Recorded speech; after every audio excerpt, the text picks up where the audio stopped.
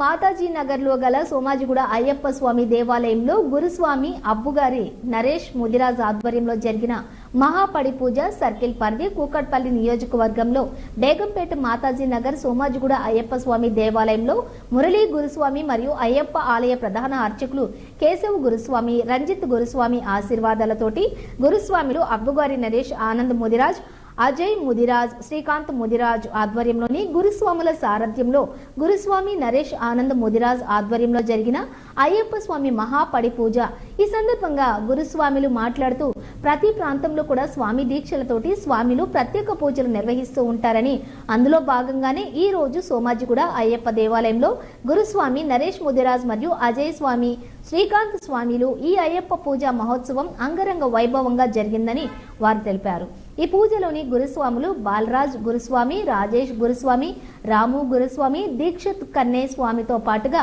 అయ్యప్ప స్వాములు పెద్ద సంఖ్యలో పాల్గొన్నారు.